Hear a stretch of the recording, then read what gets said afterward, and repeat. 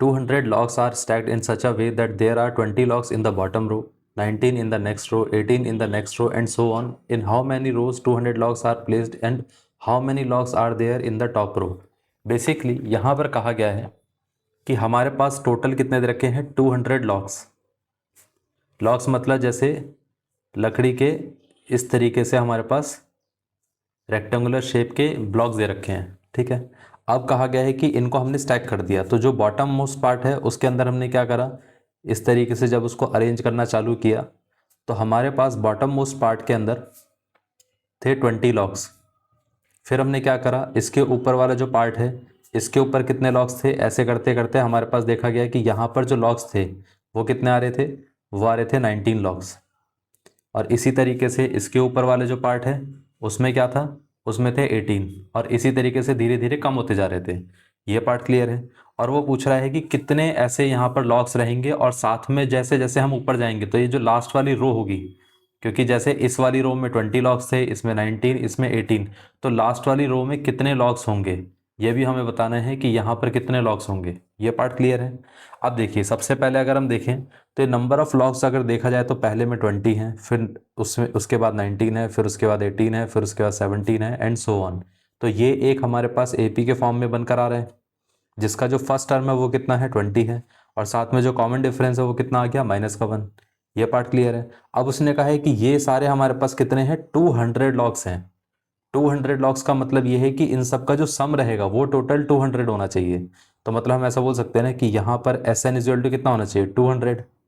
अब S N का मतलब क्या हो गया, एस एन तो ये रहता है कि हमारे पास ये हो गया n/2 into 2 times of A plus n-1 into D.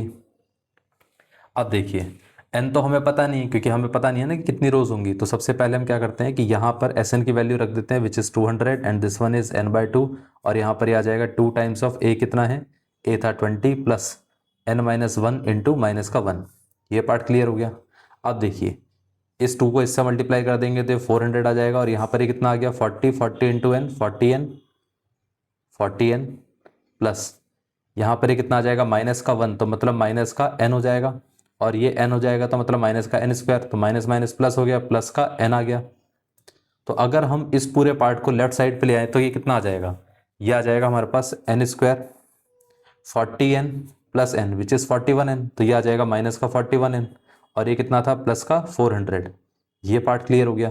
तो ये हमारे पास क्वाड्रेटिक इक्वेशन बनकर आई। अब इस इक्वेशन को अगर हम देखें तो यहाँ पर इस टर्म को हम स्प्लिट कर सकते हैं। स्प्लिट कैसे करेंगे, ऐसे दो नंबर्स में स्प्लिट करेंगे जिनका सम क्या होना चाहिए, माइनस का 41, और साथ में जो प्रोडक्ट है वो कितना होना चाहिए, वो होना चाहिए 400। अब देखिए, इस नंबर को हम जानते हैं कि इसको जैसे हम फैक्टर करने जाएंगे तो क्या क्या आएगा, एक आ जाएगा हमारे पास यहाँ पर 16, और एक आ जाएगा 25। इतना क्लियर है। तो यहाँ पर हम सीधा बोल सकते हैं ना कि इन दोनों का एडिशन 41 रहेगा, बट हमें नेगेटिव चाहिए तो इसको भी माइनस ले लेते हैं और इसको भी माइनस ले लेते हैं। तो इन दोनों का एडिशन -41 आएगा, और इन दोनों का मल्टीप्लिकेशन प्लस का 400 आएगा। मतलब यहाँ पर हम ऐसे लिख सकते हैं कि माइनस का 16n और ये माइनस का 25n, and this one is 400, and this one is n² is equal to 0। इसमें से n कॉमन लिया जा सकता है तो बचेगा क्या, n-16। इसमें से माइनस का 25 कॉमन लिया जा सकता है तो यहाँ क्या बचेगा, n-16 is equal to 0। So n-16 हम कॉमन ले सकते हैं तो बचेगा n-25 इज इक्वल टू 0। अब इसको अगर हम 0 के साथ इक्वेट करेंगे तो n की वैल्यू 16 आ गई। इसको अगर हम 0 के साथ इक्वेट करेंगे तो n की वैल्यू कितनी आ गई, 25। इतना क्लियर है। मतलब हमारे पास दो आंसर आ रहे हैं, 16 एंड 25। लेकिन दो आंसर तो पॉसिबल हो नहीं सकते हैं, आंसर तो एक ही होना चाहिए। अब देख लेते हैं कि दो आंसर एक्चुअली में आ क्यों रहे हैं। अब ज़रा इसको हम सीरीज़ को ध्यान से देखते हैं।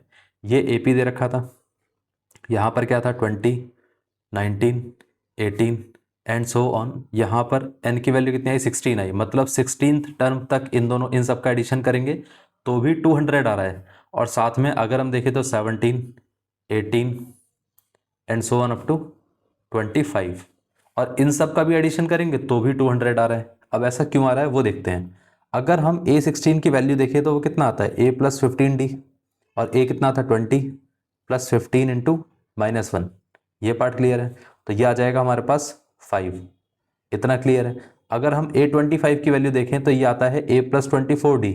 A की वैल्यू कितनी है, 20, और साथ में ये आ जाएगा 24 -1, तो ये कितना आ गया, -4। इतना क्लियर है।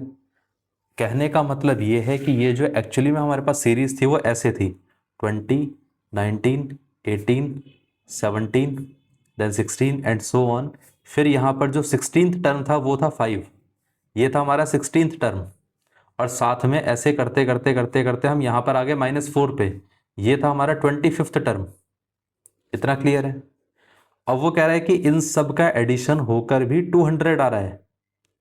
ठीक, इन सब का एडिशन होकर भी 200 आ रहा है। ऐसा क्यों हो रहा था? ऐसा इसलिए हो रहा था क्योंकि यहाँ पर जैसे जैसे पॉजिटिव टर्म आती जा रही थी उतना ही नेगेटिव आती जा रही थी, तो ये सारा मिला के वैसे भी 0 था। ये पार्ट क्लियर है? तो इसलिए इनका सम और इनका सम दोनों का सेम लग रहा था। इसको मैं सिंप्लीफाई करके बता देता हूँ, अगर आपको इसमें फिर भी कन्फ्यूजन हो रहा है तो देखिए यहाँ पर टर्म क्या आएगा, अब आ जाएगा माइनस का, यहाँ पर प्लस का 4, फिर प्लस का 3, फिर प्लस का 2, फिर इसके बाद आएगा प्लस का 2, फिर प्लस का 1, ऐसे ही फिर -1, -2, -3, -4। तो ये सारे इसके साथ ही ऐड करने के बाद 0 हो जाएंगे। इतना क्लियर है? तो ये सारी टर्म्स का सम 0 था, इसलिए यहाँ से लेकर यहाँ तक और यहाँ से लेकर यहाँ तक पूरे का सम सेम ही था। ये बात समझ में आई? अब आप एक चीज सोचिए कि जब आप यहाँ पर नंबर ऑफ लॉग्स को अरेंज कर रहे हो तो नंबर ऑफ लॉग्स कभी भी नेगेटिव तो हो नहीं सकते, कोई क्वांटिटी नेगेटिव तो हो नहीं सकती है, तो मतलब ये 25th टर्म तो पॉसिबल ही नहीं हो सकता है। तो पॉसिबल क्या रहेगा? 16th term. इतना क्लियर है? तो मतलब ये हो गया कि हमारे पास टोटल नंबर ऑफ रोज कितनी रहेंगी, तो नंबर ऑफ रोज कितनी आएंगी, वो आ जाएगी हमारे पास 16 रोज। ये पार्ट क्लियर हो गया? इसके साथ साथ अब उसने क्या पूछा था कि जो लास्ट वाली रो है, मतलब 16th रो, उसके ऊपर नंबर ऑफ लॉग्स कितने हैं, तो ये अभी हमने देखा 5, तो मतलब लास्ट रो पे लॉग्स कितने हैं, 5 लॉग्स हैं, तो यहाँ पर 5 logs in the last row. तो ये आंसर आ गया। दो आंसर पूछे गए थे, एक तो नंबर ऑफ रोज पूछा गया था और लास्ट वाली रो पे कितने लॉग्स थे ये पूछा गया था, तो दोनों हमारे पास आंसर आ गए। इस तरीके से इसका आंसर आएगा।